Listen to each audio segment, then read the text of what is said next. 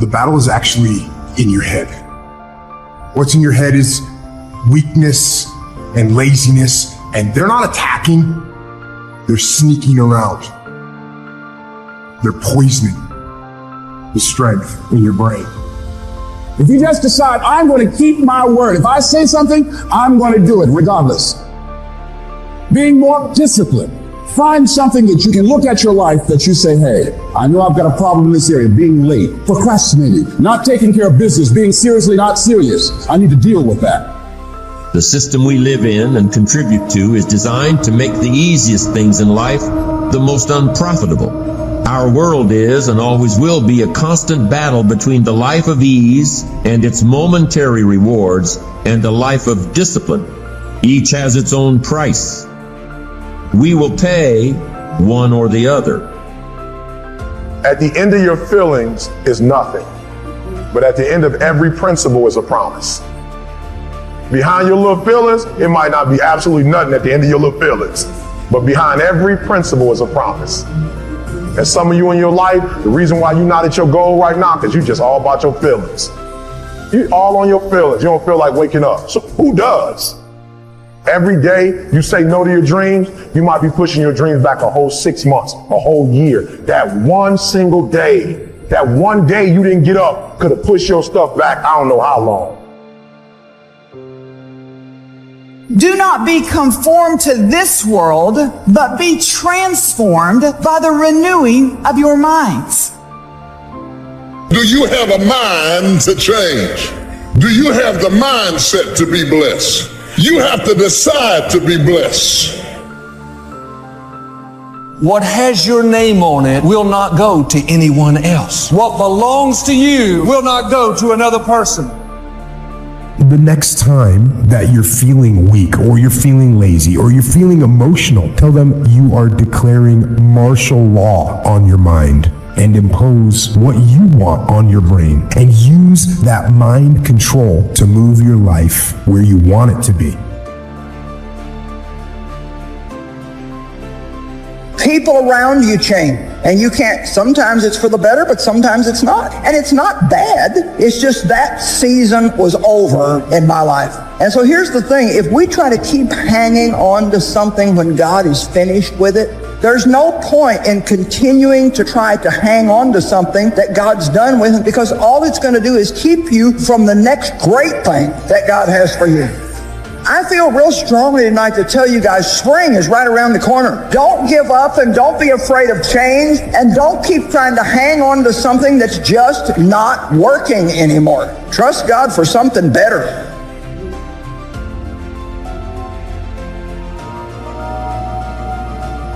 And when you're absolutely certain that if I do this, it's going to get that result, and that result's going to change my life, you'll do it. When you think it absolutely is not going to work, you're never going to do it. The middle no man's land of maybe it'll work, maybe it won't, that's the piece that kills people. If it's a must for you, you got to make it work.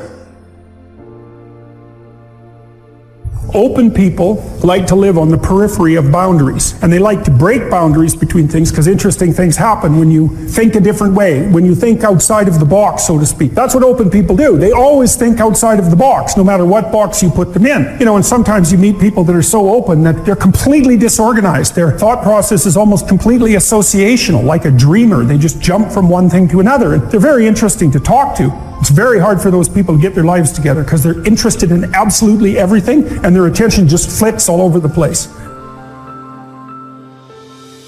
I'm asking you to have some faith, have some courage, believe, drive your doubts into a small corner. Don't let them loose like a mad dog, drive you into a small corner. Don't doubt the future, don't doubt the possibilities, and here's the most important one of all. Don't doubt yourself. If I've got miracle working power to change my life, so do you. If I can grow, you can grow. I'm asking you, don't sell yourself short.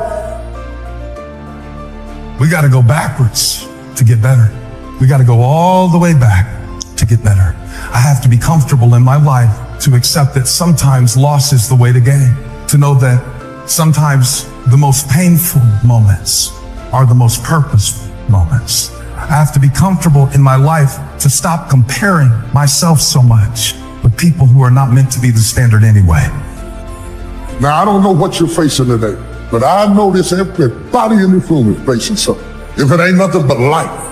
If you don't have nothing to fight but life, if everybody likes you and you're just as beautiful as you can be and as healthy as an Olympian, if you deal with nothing but life will try you to the breaking point.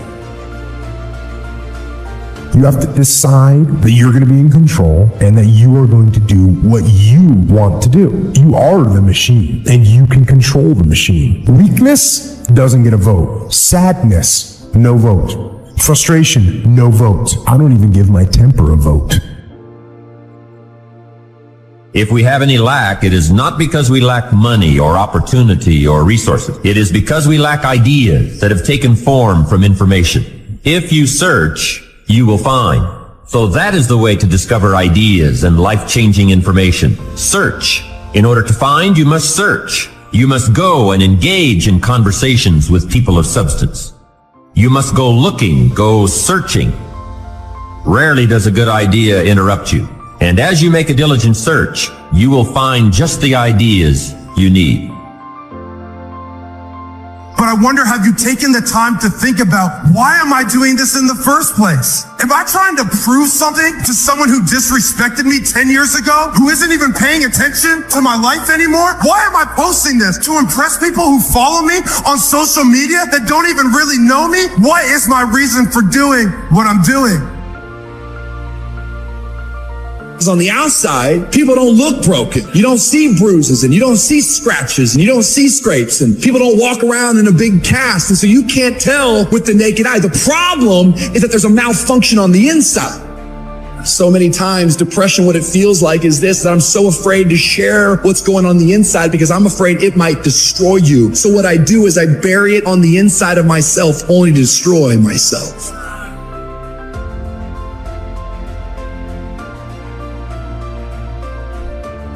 Motivation gets you going. Discipline, commitment, strong habits is what gets things done. Commit once. You don't need to commit more than once. You commit once to the thing that you're going to do, and then you do it every single day. That everyday method is one of the most powerful methods for reconstructing your entire life. You just go, and procrastination dies. So don't wonder how you overcome procrastination. It's easy. All you do to overcome procrastination is go. We all have these tough moments in life. They can make you or they can break you. Come on now, come on, bring it, come on now. I had to replace fearfulness with being fearless and take the initiative to do something else with my life.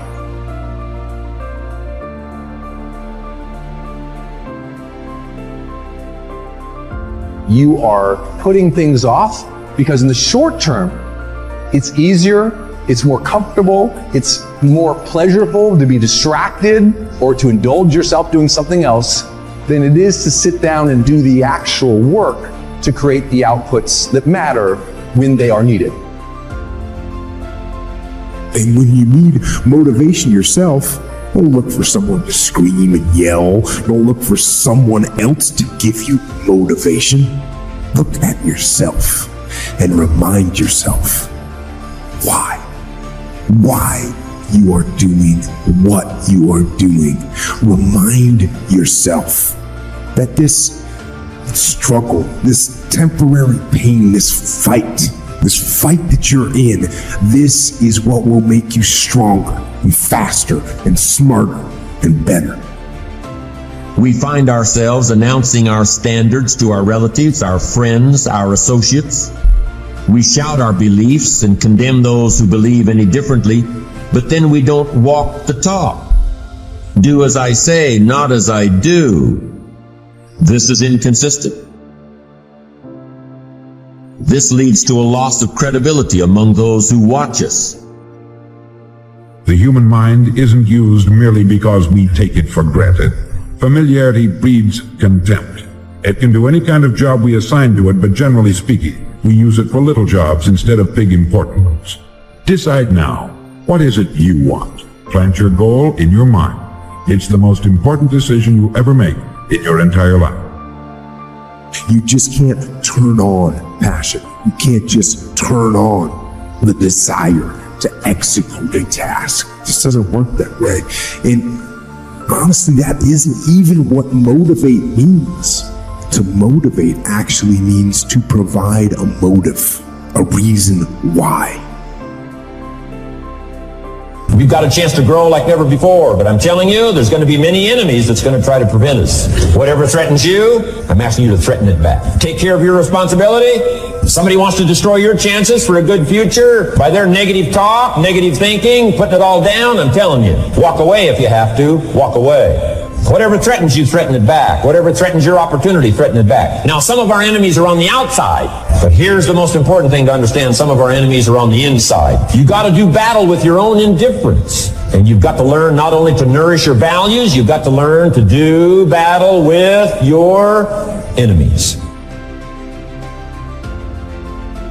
You can have what other people can't have. You can go where other people can't go. You can ask what other people can't ask for because you are not a whosoever. Quit acting like a whosoever. Quit asking like a whosoever. Quit asking like you don't have a right to go in boldly and ask. You are a chosen generation. You are a peculiar people. Say, I'm not a whosoever.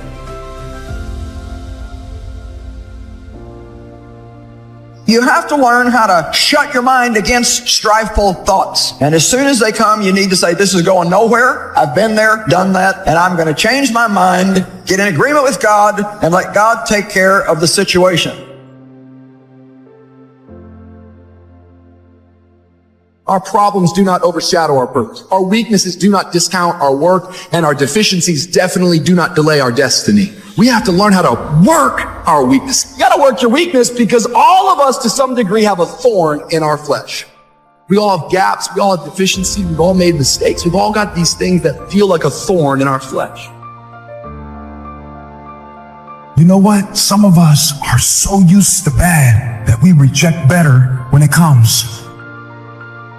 Sometimes God proves His love to us by what He's not letting us have. Doesn't mean that it's never going to happen. We just have to spend more time in the weight room, growing, developing, learning to forgive, learning to keep a good attitude when things aren't going our way. The sooner we pass these tests, the sooner God will release what belongs to us.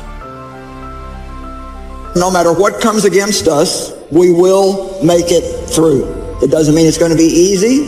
That doesn't mean there's going to be no pain involved. But truly, we can do all things. Yes, you can make it through whatever you're going through right now. You can get so strong in spirit that you can be going through really, really difficult things. And while you are, you're still reaching out and helping other people, and they don't even know what you're going through. I'm not in this by myself. I'm not in this thing by myself. You are not alone in the battle. You're not alone in the struggle. That God has a strategy. And when it's all over, you're going to see that even though you couldn't see Him, He was there all the time. People can change their standard by getting around where it's better. People can change their standard by getting associated with what's true, like the bills they got to solve, the problems they got to do it. Or they can do it because they're excited, because there's something new they want to take on. Everyone's different, but they got to find the why, and they got to come up with some daily rituals to get them going, and just a step at a time. That's where you get momentum.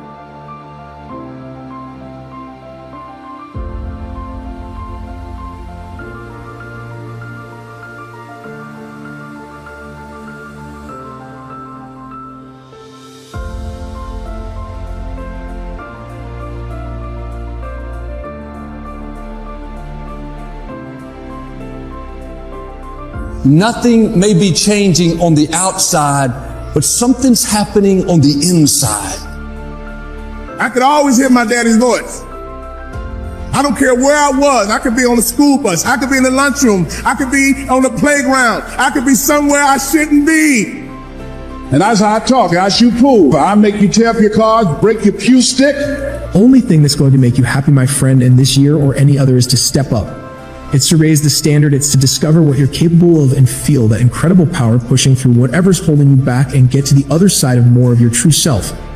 That's what this game is all about. So life is real short. So out of all your entertainment, you've probably been half your life doing nothing. So out of 30 years, I might have about 16 years to be productive. So it's how we can all break individual lives now. You've got to completely divorce yourself from this notion of outcome and become completely obsessed with the idea of sincere pursuit. Now, why sincere pursuit? The reason to tie your sense of self, your self-esteem. Why? Your character is being developed. You're gaining experience, maturity, strength that you'll need to go where God is taking you. Don't complain about the silence. God does His greatest work in isolation. When God is silent, that doesn't mean He's not concerned. Just the opposite. It's a sign that He's closely watching you. God loves you so much that at times He will hide you. He'll cause the door not to open. He'll cause a person to walk away.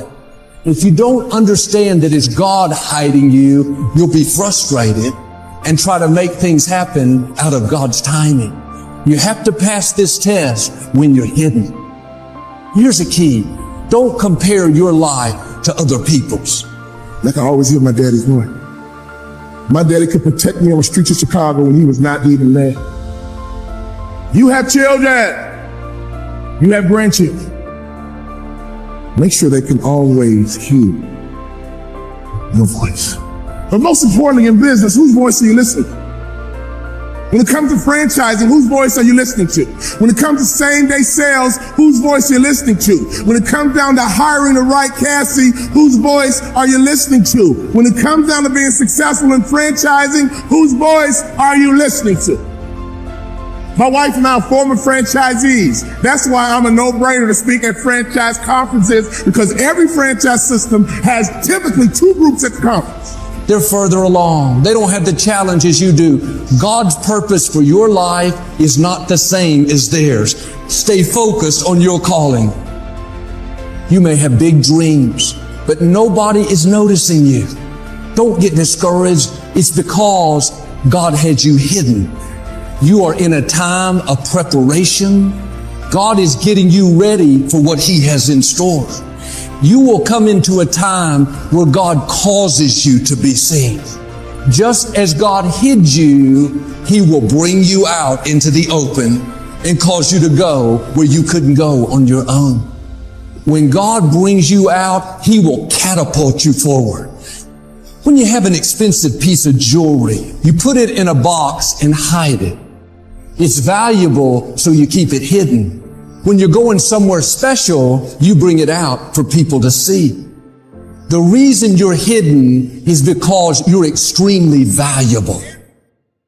You have one group that buys in, and they're in the corner talking about how can we execute, how can we improve same-day sales. Wow, you're doing good, I'm doing good, let's keep working together. What can we do to improve the brand? We're at the conference, let's buy in. There's always another group over in the other corner. Oh yeah, man, corporate. Yeah, corporate. Corporate's always trying to sell us something. I know. They're just trying to make money. I know. All that stuff they're talking about, you don't do it? Nope, you need it. So every system, trust me, has two different groups at the conference. The group that buys in, and the group that's rebels and don't. But here's another rhetorical question for you. What group are you with? You really have to work hard for a set of skills that matter to you. A fool never learns. A smart man learns from his mistakes. A wise man learns from the mistakes of others. So you've got to completely divorce yourself from this notion of outcome and become completely obsessed with the idea of sincere pursuit. And so when you look at the night sky and that sense of awe grips you, will cause something out of you right to respond to. Your encounter with the infinite, even your encounter with mortality, your encounter with finitude and limitation, all of that. In relationship to the internet, that sense of awe is also the calling forth of something out of you that can respond to the challenge of that infinite. Well, that's the microcosm within. No, it's a reflection of the structure of the cosmos itself. That's the divine ideal. Because I talk a lot of trash. I'll throw you off. You've never been to Boston, I'll take you there. So I learned how to signify and talk trash, all right? And so I make a living talking trash to AT&T. I make more in 1 hour than 90% of the American public earn working for a whole year. Doing what I love to do. That I've developed my talent. You want to master your talent. Find out what it is that you love to do. I love to talk. Scripture is another key that says to us what we need to do to begin to develop ourselves. Luke 12:34, where your treasure is, there will your heart be also. So what do you love to do? And then explore ways in which you can earn a living doing that. Cooking, writing, painting, working with numbers, working with people. The other thing is, not only must you have knowledge, talent, some skill. See, at the gym, you never think, oh, I'm going through some pain and discomfort. This must be a sign I shouldn't be at the gym. You never think that. You have to break it down, suffer and sacrifice for it to grow. When you need motivation yourself, don't look for someone to scream and yell. Don't look for someone else to give you motivation. Look at yourself and remind yourself why you are doing what you are doing. This temporary pain, this fight, this is what will make you stronger. That's the key word, discipline. Self-discipline. Consistent self-discipline. It doesn't really matter how smart you are or how much you know if you don't use it. Better than knowledge is applied knowledge. I'll never be rich, you what you want the moment. You change the frequency that your tower emits, different things come back to you. If you change your attitude, you change your altitude. Most of us go through life pretending that we're satisfied where we are, pretending that everything's okay, pretending that we don't have any special goals or ambitions or desires. When really deep down inside, we do really want more, because you have to judge a tree by the fruit it bears, not the fruit that it talks about. See, a lot of people pretend that they want more out of life, but all you have to do is watch their actions. But the other thing that's important, faith to act on whatever your dream is. See, if you don't believe in yourself, how many people you know that have a lot of talent, a lot of abilities, but they don't believe in themselves? Raise your hands. See, that faith is very important. So the faith to act on those dreams, those desires. Here's scripture that I like very much. Commit thy works unto the Lord, and thy thoughts shall be established. Commit means to carry into action deliberately. Commit means to make it happen no matter what. Commitment is the difference between next time you have bacon and eggs. The chicken was involved. The pig was committed. He had to give it all up. That's going to take a minute to sink in. No, all right? See, when you make a commitment, I'm going to become wealthy. When you make it important. And once we've applied our knowledge, we must study the results of that process. Get the clutter out. Start letting some of this junk go to make some room for something else. Do that with people. There's some people who's cluttering up your life. They're just holding and occupying the space that somebody useful, positive could be holding that space. You don't even have time to look to see what else is out there, because you all have all of these people surrounding you that's not enabling you to grow. Some of you tonight, you've experienced someone failing. Maybe your mom was never there. Maybe it was a boyfriend who promised you the world but took off. Before you know it, what happens is these failures are holding us back from getting into our future. And these bad relationships are blinding us from all of the good potential relationships. I will try 100 times to get up, and if I fail 100 times, if I fail and I give up, do you think that I'm ever going to get up? No. But if I fail, I try again and again and again. For as long as I try, there's always that chance of getting up, and it's not the end until you've given up. You have to start living your life in expectation. You've got to start expecting great things to happen for you. In order for it to happen, if you live your life in expectations, that's what happens to you. If you live your life in despair, that's what happens to you. Disengage your sense of self, your sense of self-worth from achievement. Once you are wholly focused on sincere pursuit, everything changes.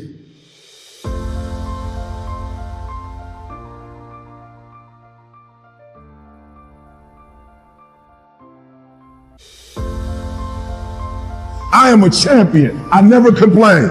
You are a champion. There's nothing to complain about. If you want to do some real complaining, let's complain in front of the guru and let's fix it. And if we don't plan on fixing it, let's not talk about it. One thing I know about life is a guarantee.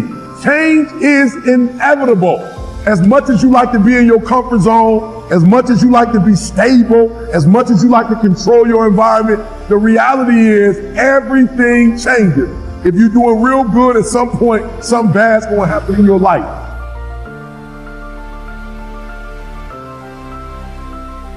You can win. You should win, and you will win if you just keep coming. You keep getting after it. You keep doing one more.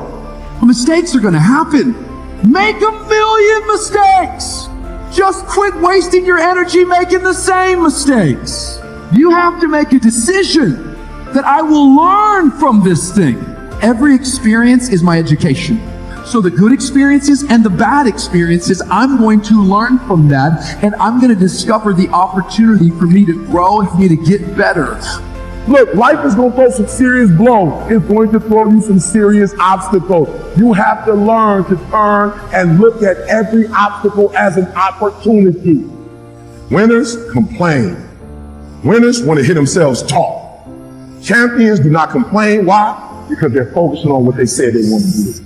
This is evidence that your mind is powerful. You'll find that athletes like Roger Bannister, they would visualize themselves having success. And so you'll find the great athletes, they don't just do physical training, they mentally train themselves to see the result in advance. So in this lesson, what I want you to do is practice the art of visualization. I want you to imagine the perfect day.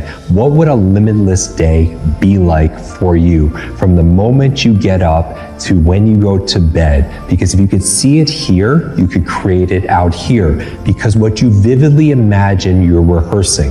One of the challenges is a lot of people use their visualization to get the results they don't want in life. And by visualizing it over and over again, they're actually preparing and rehearsing for failure, visualizing all the things that could go wrong, all the things they're fearing. And then their attention goes there and they're mentally rehearsing failing on stage or failing on that exam or failing when they're going to meet that person on that date, and they're practicing in their mind. Here is your lesson. As you're going through and constructing your limitless day, you're rehearsing that and your attention goes there. Remember that your feelings are the language of your body and that your thoughts are the language of your mind. My goal for you to become limitless is to imagine your perfect day, your perfect moments. I want you to imagine it, visualize it, see it, feel it, believe in it, and then work daily for it. Because the energy you waste on complaining, we can't make it to a national title. Champions are focused on the goal. They don't have time to be doing stuff that's not going to help them toward the goal. So all the little stuff you talking about, all the little social media, all the little going home, all the little cry, listen to me, save that for when you graduate. You'll have plenty of time. You know life is going to happen as long as you believe in you. You got the right mindset. You got the right attitude. We can make it happen. You are a champion. Think like one. I know I will fall down. I know that I will stumble, but I already see myself getting back up. Therefore, I'm never down. I'm either up or getting back up. Stop wasting valuable time, knowing that if we begin to live our lives as if each day were our last, our lives will take on a whole new meaning. You're going to be relentless. You're going to keep coming. You're like a dripping faucet. You're like those waves hitting the rock. Other people are going to get slowed down. Other people are going to take a break. Other people are going to flinch. Other people are going to cool it. Other people are going to believe they've made it. When they get weak, you just keep coming. When they flinch, you blow their doors off. That's how you win in life, because you keep getting after it and keep getting after it until the job gets done. The winners, they stay excited as long as it takes to get the job done. They keep after it until the job gets done. They never stop. They're always after it. And that's where their strength comes from. That's where their confidence comes from. It might not be a year or 2 years or 3 years, but you're going to stay excited and you're going to keep doing one more until the job gets done. You can always go 11 instead of 10. You can always make the next phone call. Always do one more meeting. Always do one more. Always, always, always. And I promise you, you will knock down that rock that's in between you and your dream and make them come true. The will controls the destiny of man. Your will is the agency of God's kingdom administration. When God established his kingdom on earth, he wanted it to be administrated through your will. The problem is your will is yours. The most dangerous gift God ever gave man was a will. And the most precious gift God ever gave man was a will. It's dangerous and it's precious. It's precious because God gave you the same power that he possesses, the power of a will. but it's dangerous because you also have the ability to choose against God. That's how dangerous a will is. God intended to use the will. God wanted you to use your will for his will. The only problem is a will gives you the power to choose, even against the will of the one who gave you the will. I want you to follow this thinking now. Number 3, the seat of the will is the conscious and the subconscious mind. That's where the will lives. It lives in the heart. Your heart is your subconscious mind, and your subconscious mind is the seat of control for your life. Then you got 2 minds, in case you don't know. You got a conscious mind and a subconscious mind. Sub means below. So you got a mind that is always conscious, but then you got a mind beneath that is not always conscious, but it's deeper and more important than your conscious mind. And your conscious mind feeds your subconscious mind information. And the more your conscious mind hears something, it feeds it to the subconscious mind. That is why repetition is dangerous. Repetition constantly goes to your conscious mind. But the more your conscious mind hears something, it begins to deposit it, or can I use the technical term, it downloads it to your subconscious mind. Now, you are safe as long as something is in your conscious mind. You're still safe, because you can forget what's in your conscious mind.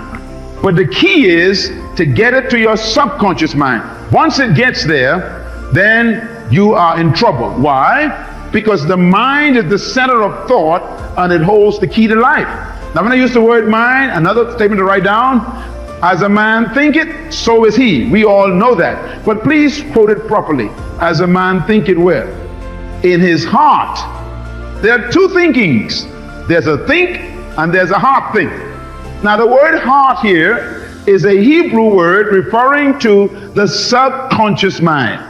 That's the one below. Solomon says, you are whatever is in your subconscious mind.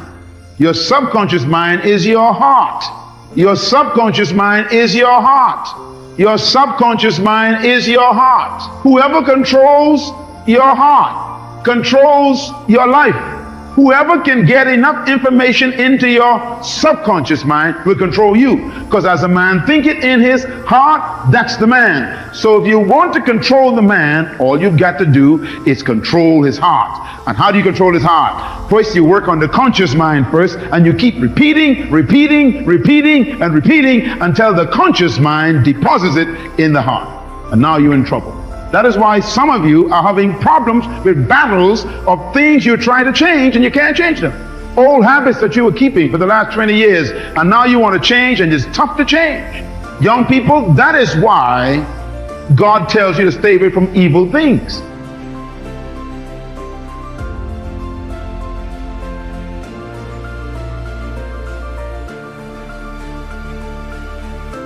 You realize that playing in the NFL was the best thing that never happened, because it got me here. So my point is, look, you're going to get your ass kicked. We're going to get the kicked out of us. You got to get up. You got to have faith that the one thing you wanted to happen oftentimes is the best thing that never happened. So have faith. Just keep that in mind and keep plugging away. Okay, in between sets, as I'm working out, and as I often do in between sets, I slide into your comments section nice and I read your comments just so we could stay connected, and I always know what's on your mind and I can address it. So somebody just asked me a cool question, said, DJ, you're on top, where could you possibly go from here? And you always talk about outworking your competition. Who's your competition? It's a great question. Thank you for the compliment, by the way. I'm fortunate enough to be on top, but anytime you reach the top, you always want to make sure that you have the desire to raise the bar and take the brass ring to places it's never been. That's the key with being on top. Just because it's never been done doesn't mean it can't be done. And in terms of competition, great question. Everyone's my competition, but the fundamental key that I've learned over the years is, and I'll share it with you, my number one competition is me. It's always you versus you. You got to be the one to get up every morning, be disciplined, put in the consistent daily hard work, because that gains success. No coach, no trainer, no mentor, no boss can do it. You versus you. I knew I wanted to be something, and it was important to me to be something. It was important to me that I didn't fail. But by the way, and if I did fail, at least what was also important was the lesson. And I didn't realize that until I got older, because you know, when you're in it, you're in the grind, you don't really recognize those things when you're younger, but I could recognize it now and the importance of them now. And just in terms of the drive and the determination, a lot of it was experience too. get your ass kicked, get back up, and you put the gloves back on and you swing away. All right, Saturday afternoon, empty gym, the way we like it, tripping over here. It's leg day, which means it's gonna be sweaty, painful, and fun.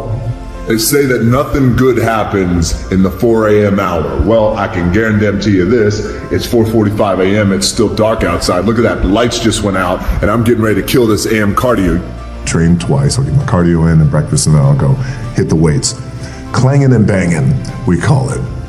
You know, the masters make the hardest things in the world look easiest. And in the moments where you push yourself, when no one else is around, those moments have a tendency to lead to success. Oftentimes when I see kids and they have been labeled, oh, they're punk kids, but there's good in them. And we got to see that potential. And I enjoy that today, seeing potential in kids just like he did, especially kids who are kind of wayward. And they've been going through it. I know what it's like. Our most powerful, most important is when we just embrace who we are. It's just believing in yourself and embracing who you were born to be. Whether it's 3 o'clock in the morning, by the way, when we were talking in London, I was getting up at 3 because I had to be on set by 4. So whatever time my call time is, those are directors and our producers, whatever time my call time, so my call time is at 7, then you back your clock up 4 hours, and then that's when I get up and train twice. Just wrap that 4 a.m. cardio. There's no substitute for hard work. I get up super early. Generally, I have this thing where I like beating the sun up, not just in terms of when the sun comes up, I have to get up. How do I do it? It's just important to find balance, and I try and do things really that I really enjoy doing. And a lot of times, you know, it's like in life, right? Life brings like drama, and you got to deal with this person and a funky relationship here, and all these things.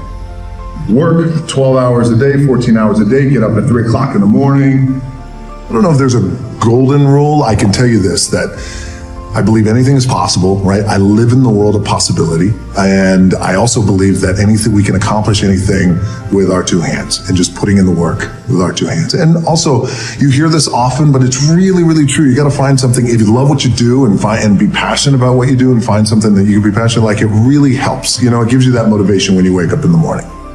Consistently being told that whatever it is that you want to do, you've got to get after it. You got to get after it. There's no substitute for hard work. Hard work always pays. You know, those type of mantras over time. And those are your examples of you know, what it's like to get beat down, what it's like to get, just in terms of the struggle, what it's like to be a victim out of your apartment, what it's like to have your car repossessed and watch your parents go through that I think is defining as a kid. You know, I grew up, there was a period of time where I was making a lot of mistakes, David. I was getting arrested multiple times. By the time I was 16, I was arrested maybe 7 or 8 times, fighting theft, doing a lot of things that I shouldn't have been doing. I was really lucky that I had a couple of people who, along with my parents, who saw the potential in me even when I didn't see the potential in me. And it wasn't until I got older, had a little bit of luck, a little bit of success, that I started to understand the value and the power of someone giving back. I go back to my coach. What do I need to do to play in the NBA? The list got shorter. The next year we went all the way to the Elite 8. We were 1 shot away from the Final 4, and I was the top 6 man in the country. I carved out a niche. And that's what impact players do. They make their community better. They make their city better. They make their town better. They make realtors better. Be an impact player, and anyone in your life, if they need a shark, you become their shark. All I had to do was have 1 good year, and I'll walk right into the NBA. My senior year, everything lines up. But the first game of my senior year, I break my foot. I come back in 6 weeks, and I break my foot a second time. In my mind, my college career was over, and my NBA dreams were dead. I averaged 7 points a game. I got offered a $75,000 job because one of our season ticket holders liked it. Right before I took the job, my daddy called me on the phone. He would always ask the right questions at the right time. He said, "You had a tough year, son, what's next?" I said, "Daddy, I'm going to be a hospital administrator, $75,000 job." He said, "Not bad, son, but can I ask you a question? Do you believe you're an NBA player?" Come on now, Dad. I only average 7 points a game, Dad. We're not like these other black families that just need basketball, Dad. We're educated, Dad. We're not dependent on basketball, Dad. We're balanced, Dad. We're educated, Dad. I got a $75,000 job, Dad. Do you believe, son? He was checking my mindset. He was checking to see, was I thinking like an A student?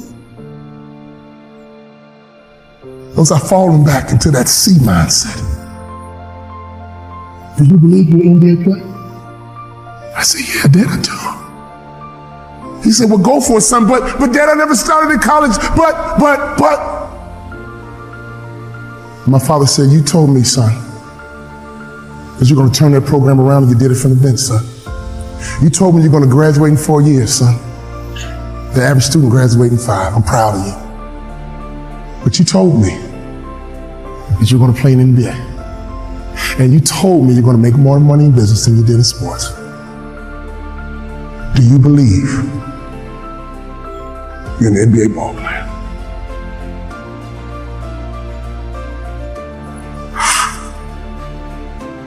I do, Daddy. Go for it, son. Go for it. I go back to my coach's office and I said, Coach, what do I need to do to play in the NBA? He teared up.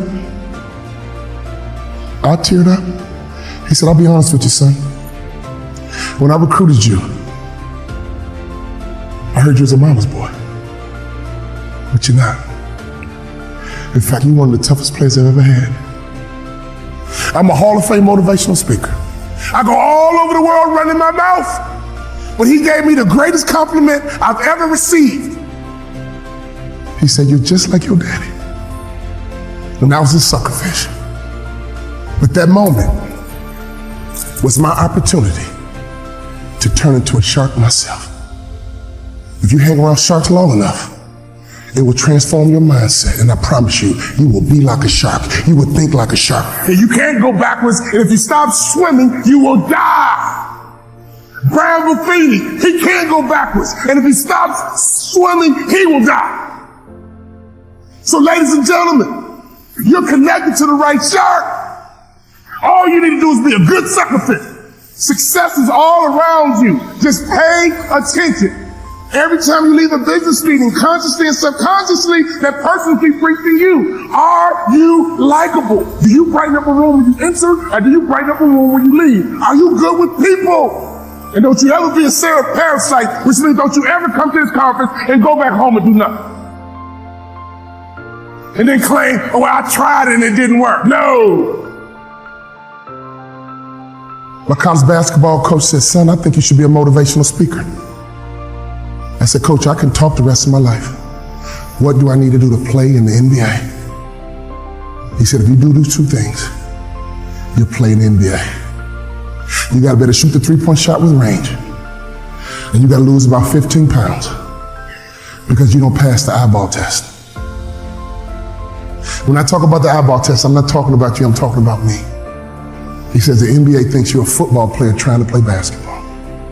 You got to lose weight to change the perception.